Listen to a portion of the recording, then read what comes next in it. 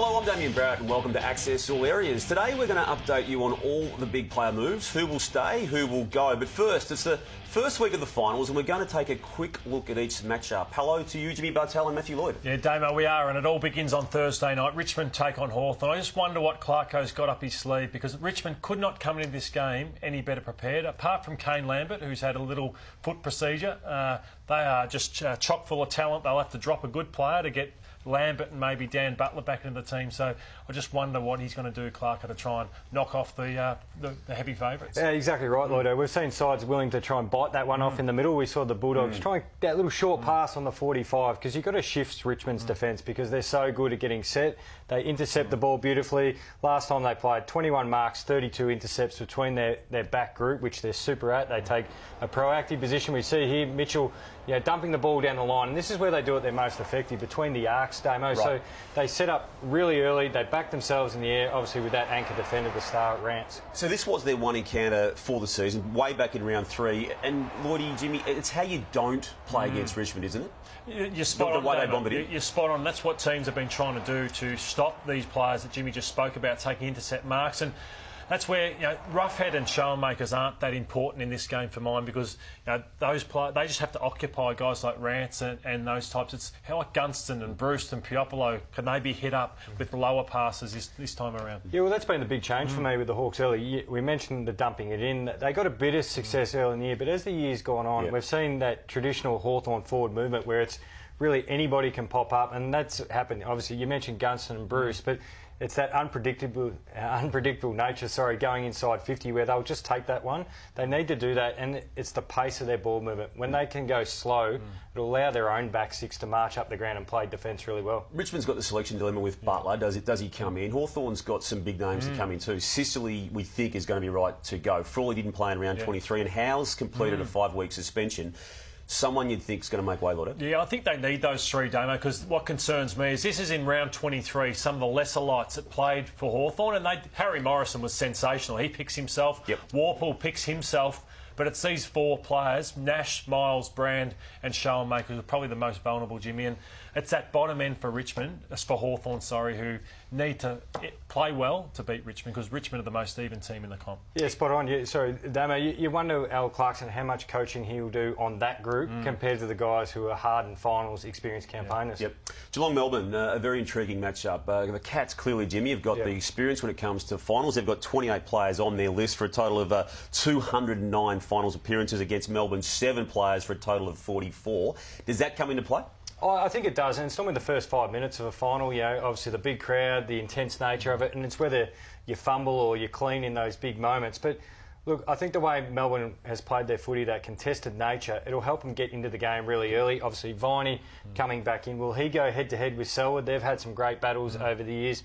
Does Scott Selwood go to Clayton Oliver? We know how brilliant he's been around the stoppages, and is Abbott, he's just got to hold his own against Gawn. Thrilling finishes the 2 times they've met this year, way back in round 1 when we've seen this a few times since, haven't we, with Big Maxi Gawn taking the big mark. You can see the time elapses and he misses the goal. It then happened down at the Cattery 17 rounds later when Zach Tui found himself with the ball and did what Gawn couldn't do. But it clearly shows they're very even. Mel's at this game in round 18, and Melbourne for 3 quarters couldn't have been any more impressive. They just capitulated late.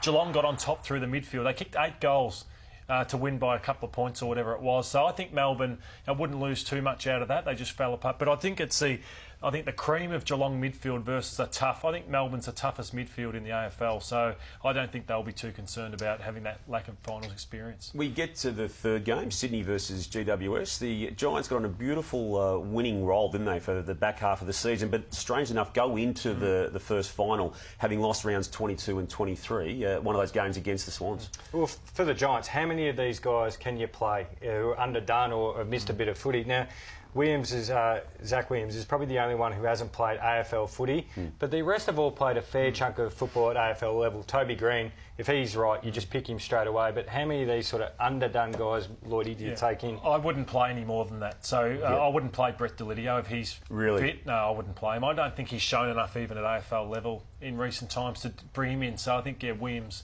and Green, the only two for mine. One man who looms large in any game the Swans play is Buddy Franklin, and he's had two ripping games against the Giants this year. This was the earlier game, and you saw he may have those key touches, 22 touches in that game, around 3 game, 10 marks, 9 inside 50s, and then later in the year, round 22, he actually had 9 shots at goal and kicked 5 forward. Yeah, well, that was the last game he played, and he tore the Giants apart in the second half when Phil Davis went off the ground, Lloydie. And that, for me, is the biggest matchup. We talk about, the Giants' running power, midfield power, the Swans, with Kennedy, obviously Parker, possibly coming back in.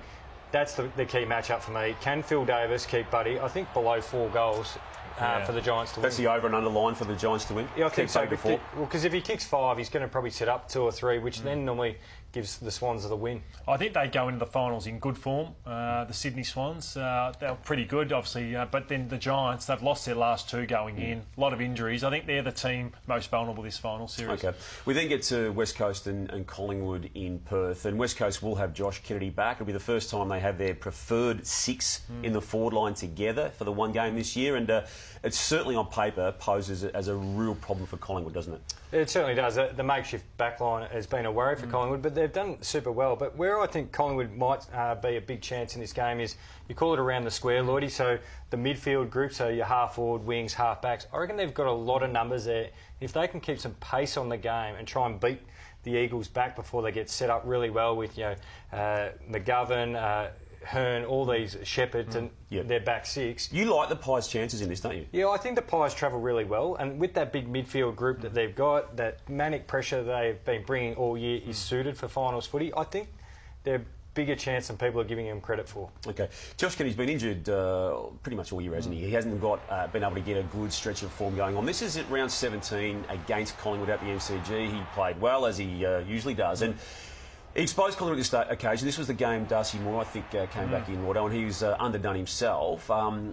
What's going to happen with him being back out there on the weekend? There's no obvious matchup, and he plays quite well off of injuries too. I've seen he dominated this game off an injury as well. So Jack Darling, you look at the players on them, Langdon, Maynard, those type of players. Down the other end, Cox didn't play in that game. So Jeremy McGovern is the other one, Damo, that's a real issue for the Collingwood Football Club, because who does he respect in this team? I think that there's not too many that would concern him. So, Jimmy, what have they got to do? Because it's been a tactic recently that teams have tried, haven't they? Yeah, the last 2 rounds of the year, we see Aidan Johnson from Port Adelaide, the young player, kicked 3 goals. And Mitch Hannon for Melbourne, when they played them over there in the West, the Demons, he sort of played on McGovern. The position that they took was his back shoulder. So all these players, Myercheck and these guys, are trying to lead up and get the footy, and they end up getting caught in front, which allows McGovern to keep his eye on his direct opponent, but then just see the ball. So as soon as he sees that they can't get it, he just peels off and marks it. Whereas smaller, might be a Hoskin Elliott type. mid-type who plays on the back shoulder, at least they can get dangerous and hit the scoreboard. Should.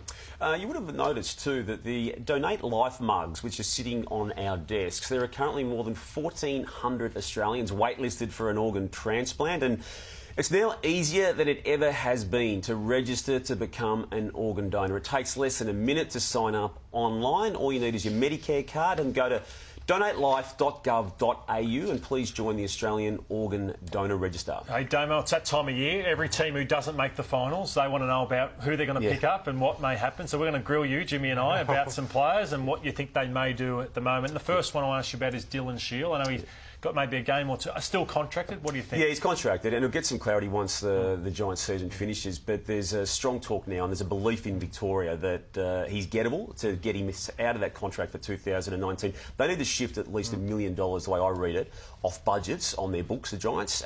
He's one of them. Tom Scully could be another one in conversations. But a real feeling, a strong feeling of Victorian clubs that he's gettable, and Essendon and Hawthorn are well aware of that situation. Well, one of the big fish in the market still we don't know about, Andrew Gaff. Is it West Coast he stays, Essendon or North Melbourne? I feel it's stay at West Coast or go to North Melbourne. There's a respect there from North Melbourne at the moment, and other clubs who are still in the race for him. And you mentioned other clubs there too, but with the family situation that he's currently dealing with, that's real, and it's a sad situation at the moment. But once he's able to get his head around it, he'll make a decision. And I do think it's one or the other. Jared Pollock, obviously North Melbourne. We think that he'll go to North Melbourne. It seems that way. Port Adelaide is long known they can't match it. They actually increased their own offer, but are short on it, and they think he's going to go. Daniel Hannanbury's another name that has been linked to the Saints, but while they're dealing with other matters, the Saints right now, they've just cooled that process a little bit, and a little bit to play up there on that particular front. Scott Lysett, West Coast ruckman, won't engage in proper talks until the Eagles season is over, but Port Adelaide really keen on him. And Mitch McGovern out of the Crows?